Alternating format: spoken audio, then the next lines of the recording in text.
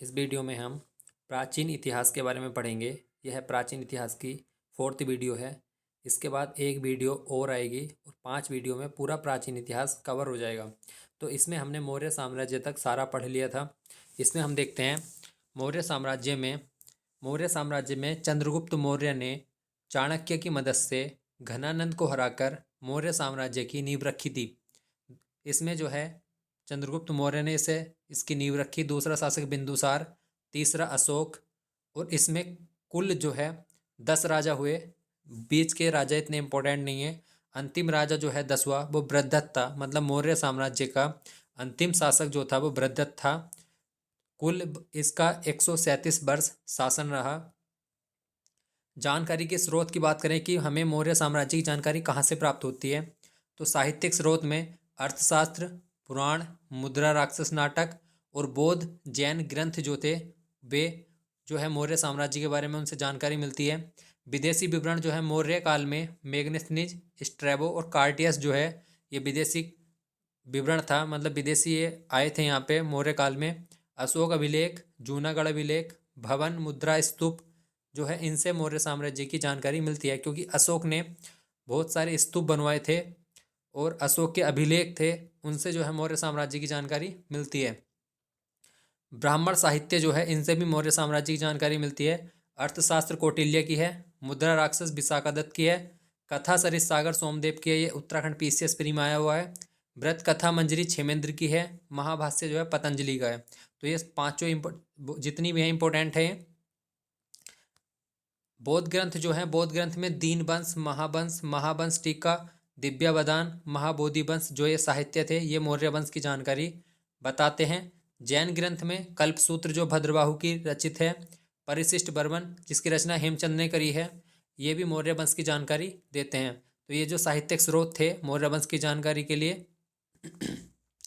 विदेशी विवरण में देखें तो स्ट्रैबो, कार्टियस, डियोडोरस, पिनली, Aristobulus, Arrian, Justin, Plutarch, Nearchus, Onesicritus, ये जो है विदेशी लोग यहाँ पे मौर्य काल में आए थे। जस्टिन ने चंद्रगुप्त मौर्य को सेंट्रोकोटस कहा और विलियम जोन्स ने जो है सेंट्रोकोटस की पहचान चंद्रगुप्त मौर्य से की।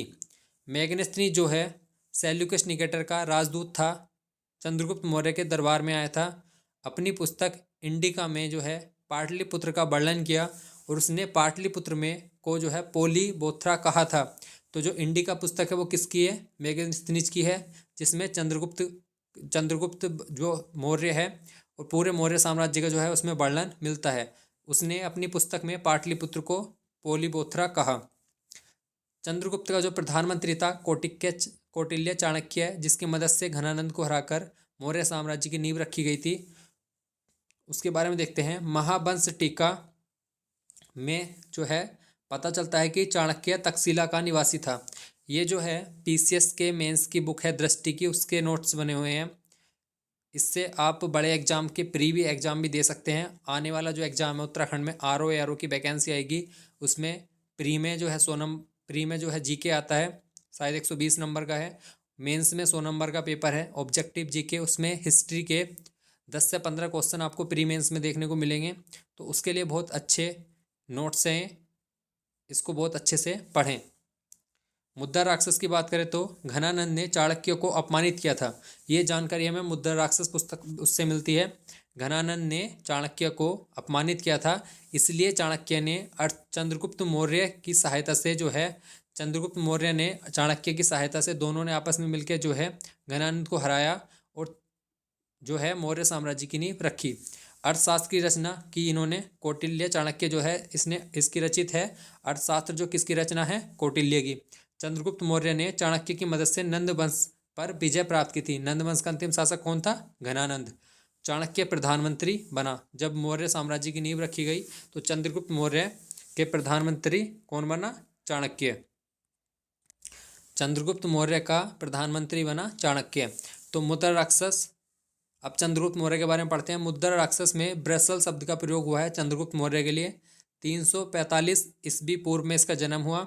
गद्दी 322 ईस्वी पूर्व में, मृत्यु 298 ईस्वी पूर्व में। चंद्रगुप्त मौर्य जैन धर्म का अनुयायी था। 305 ईस्वी पूर्व में सेल्यूकस निकेटर को इसने हराया और सेल्यूकस निकेटर ने अपनी पुत्री का विवाह कार्नेलिया का चंद्रगुप्त मौर्य से कर दिया।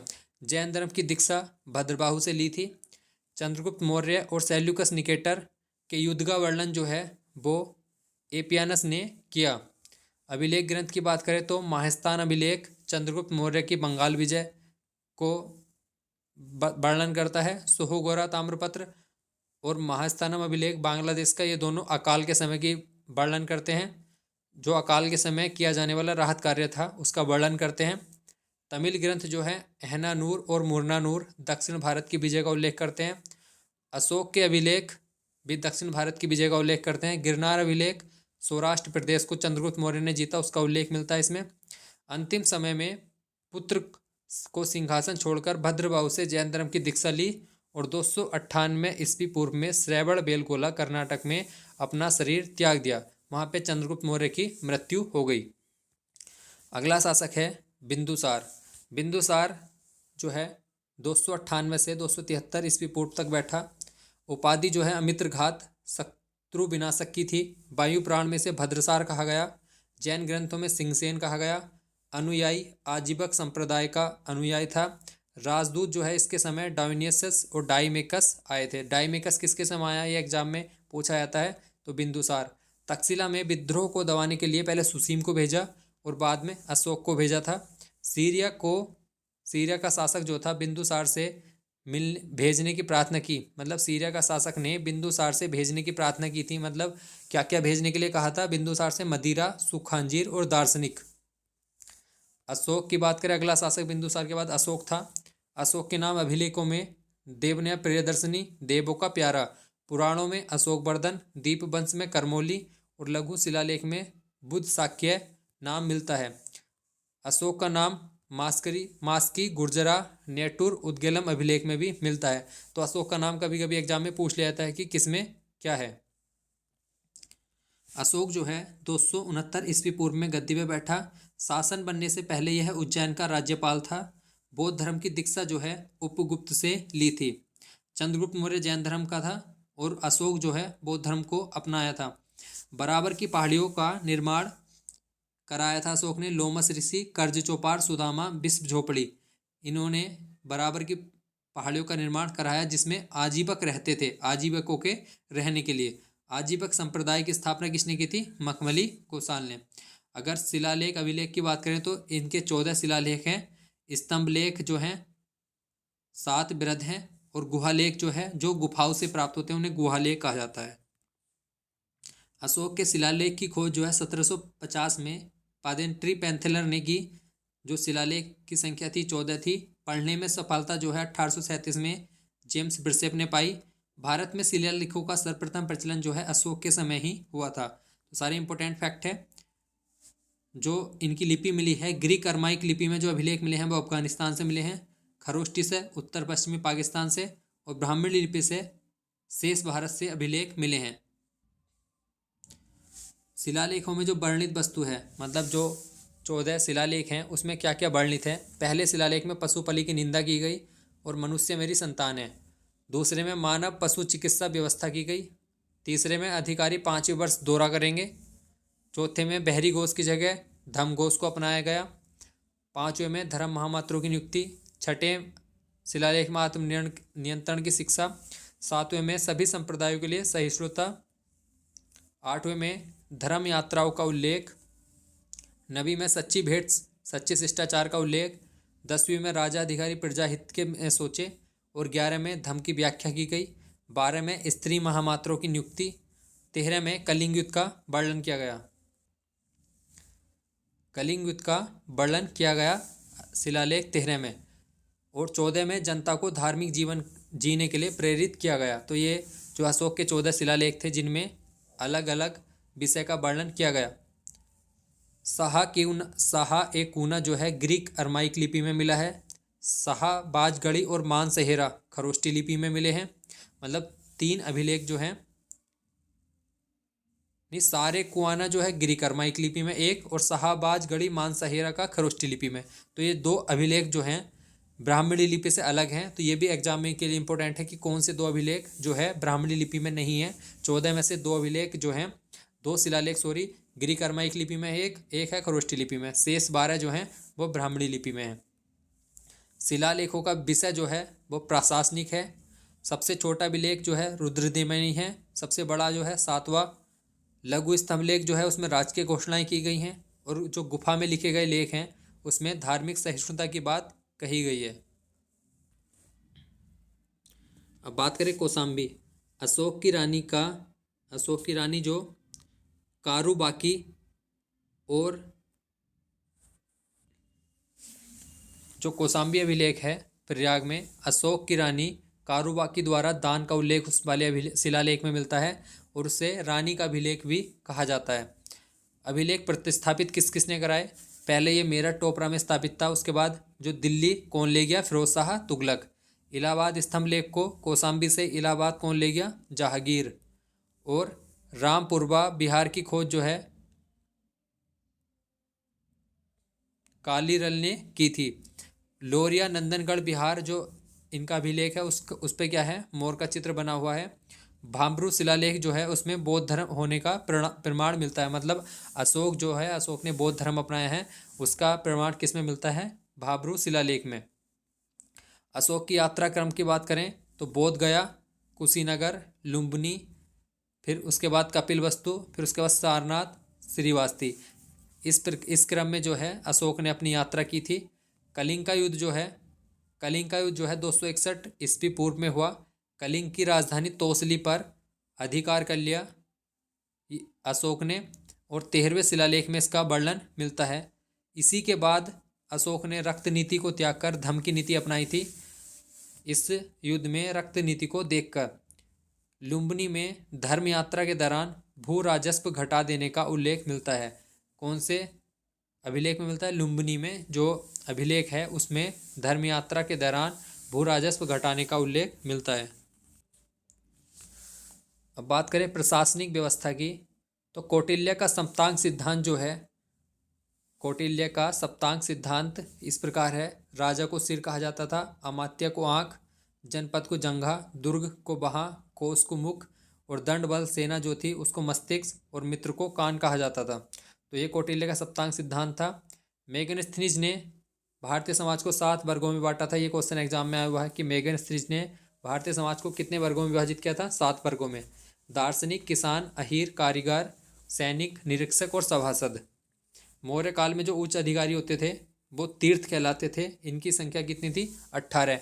पुरोहित कौन था? धर्मदान का विभाग। सेनापति सैन्य विभाग का प्रधान। युवराज राजपुत्र। समाहर्ता आय का संग्रह करता। ये सारे देख लेना, इंपॉर्टेंट है। कुछ जो है तीर्थों का उल्लेख इधर भी है, इसमें से कोई भी एक एग्जाम में पूछा जा सकता है, इसको पढ़ लेना। अब इनके जो साम्राज्य की बात करें तो उसको देखते हैं। केंद्र, सबसे बड़ी शक्ति एक केंद्र होती थी जो प्रांतों में बटा हुआ होता था, उन्हें चक्र भी कहते थे, और जिसका राजपुत्र जो है जिसका शासन चलाता था। उसके बाद प्रांत जो है मंडल में बटे होते थे, उसका शासन प्रदेष्टा या प्रादेशिक चलाता था। मंडल आहार या विषय में बटे होते थे, जिसका जो है शासन विषयपति चलाता था। उसके बाद स्थानीय, द्रोणमुख, खार्वटिक, संग्रहण, ग्राम। सबसे छोटी इकाई जो है ग्राम होती थी। ये 800 गांव का समूह होता था स्थानीय, ये 400 का द्रोणमुख, 200 गांव का समूह खार्वटिक, संग्रहण जो है 10 गांव का, और सबसे छोटी इकाई होती थी ग्राम, जिससे का अधिकारी होता था गोप। तो ये इनका साम्राज्य जो है बटा हुआ था इस प्रकार से। गुप्तचर व्यवस्था जो थी उसे गूढ़ पुरुष कहा जाता था।